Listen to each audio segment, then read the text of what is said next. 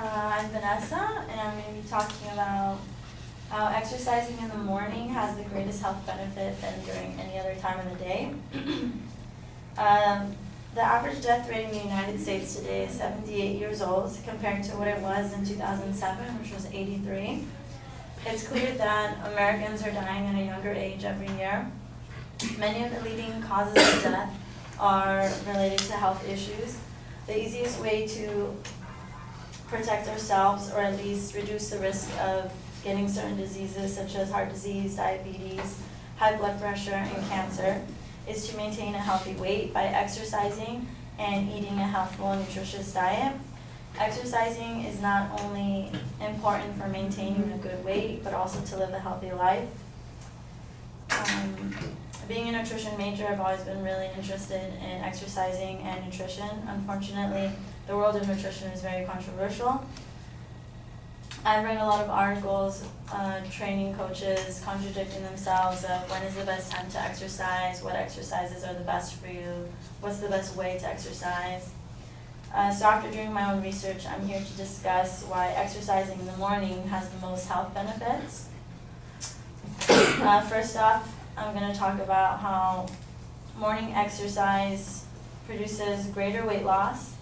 Secondly, it promotes better sleep. And lastly, morning exercise has the greatest chance of encouraging a healthy lifestyle. My first point, morning exercise produces greater weight loss because exercising before eating burns more fat. In the morning before breakfast, when your blood sugar levels are low and it is ideal for fat-burning exercises, you will use up energy for exercising from the fat stored in your body versus the food that you just ate after breakfast. If you exercise immediately after breakfast, you will still burn up fat, but you're going to have to do that after burning the food that you just ate. You can burn as much as 3 times more fat when doing cardio exercises on an empty stomach. My second reason why morning exercises produce greater weight loss is because fat-burning processes last longer when exercising earlier in the day. According to a website, Lose Weight With Us, when you do your cardiovascular exercises in the morning, not only do you burn fat during the session, but the fat-burning process lasts for hours after the workout. This is because speed training workouts boost metabolism naturally. If you exercise in the evening, you're still going to burn fat, but as soon as you go to sleep at night, your metabolism naturally slows down rapidly. Our metabolism is running significantly quicker during the day, and so it would be most beneficial for us to work out while our metabolism is running quickly. Naturally, in the evening, our metabolism will slow down because there's no reason for it to be running quickly at night. My second point, morning exercises promote better sleep than exercising at any other time of the day. First off, because waking the body up earlier will cause it to go to sleep earlier.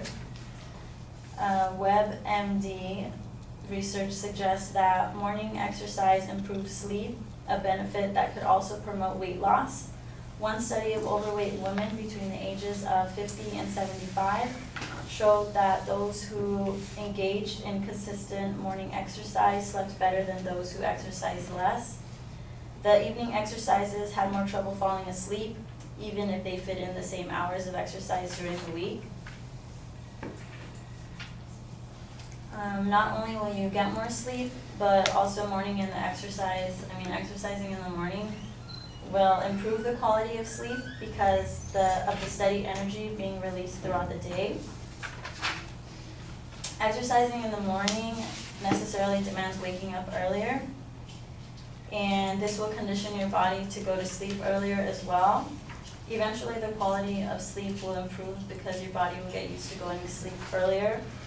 Exercising in the evening will still burn calories, but it also gives off an extra energy boost, and that's not something that you want when going to sleep because you won't be able to fall asleep naturally. Exercising in the morning will cause you to be more tired later in the day, and you'll fall asleep naturally. My last reason why exercising in the morning is more beneficial and has greater health benefits is because it has the greatest chance of encouraging a healthy lifestyle. I don't know how many of you have ever actually had the chance to wake up early and exercise before work or before school. And maybe or may not, you have noticed that you tend to choose healthier food choices throughout the day. It's proven that most people, when they wake up and they start their day exercising, they're more likely to have healthier eating choices. No one wants to work out hard and then eat a cheeseburger and have it all go to waste. Exercising in the morning also sets a positive outlook for the rest of the day and brings a sense of accomplishment. Endorphins released in the body after a good workout plan will make you feel happy and euphoric as they create a natural high. Endorphins not only improve your mood and release stress, but they also relieve pain.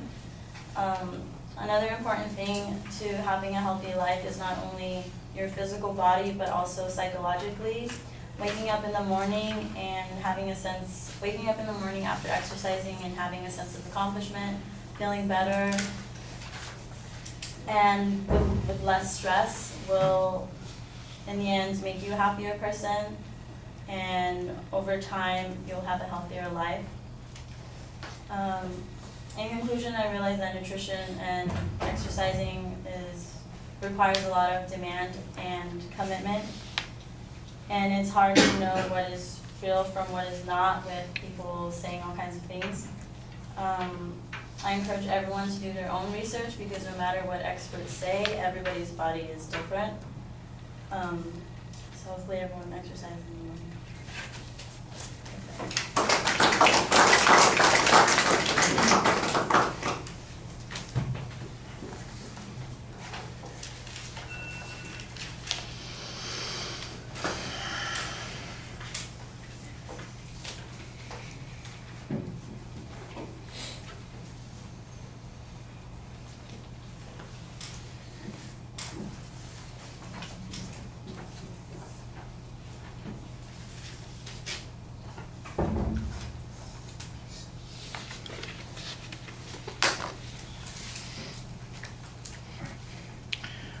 All right, Vanessa, you start with a lot of background information on health, and I think you've got a statistic that says we've got declining longevity, but I don't really hear a source citation on that.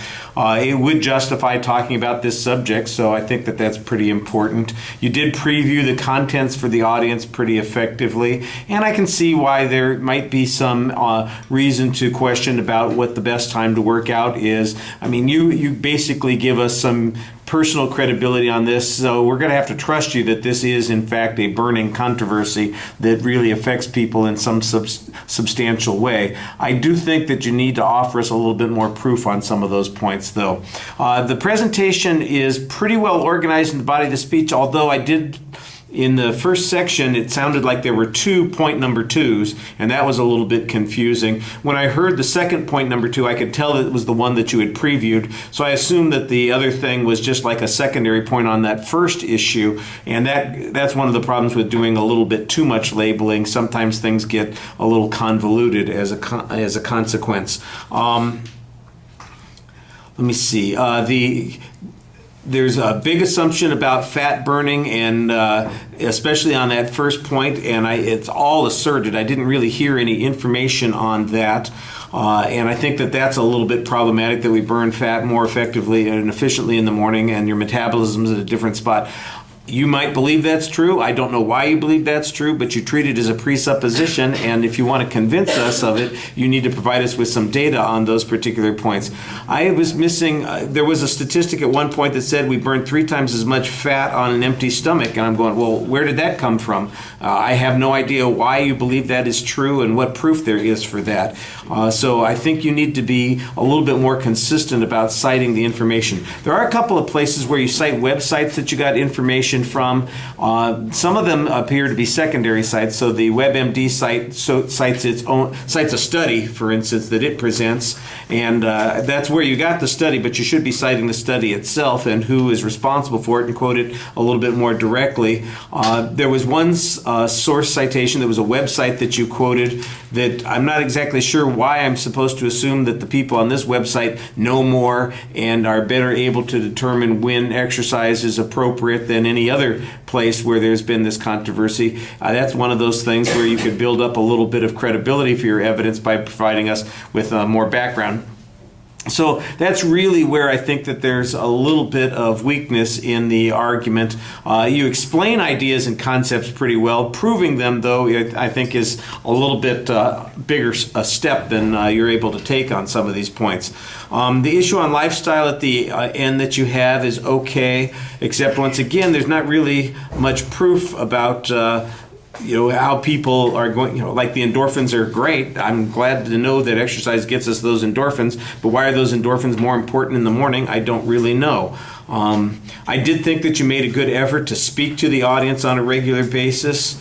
However, I kind of think that you undermine your claim at the end, when you say, do the research yourself because everybody's different. I'm going, well, wait a second, I just listened to 6 minutes telling me that this is what it is, and now right at the very end, it's pay no attention to what I've said for the last 6 minutes, figure it out for yourself. I think that kind of trips you up a little bit. Remember, you're trying to create a generalization here and make an argument, otherwise there's no controversy. Research for yourself and maybe it'll be different for you. Well, then why is this an argument? I think you shoot yourself in the foot a little bit with that. All right, which makes it hard to exercise.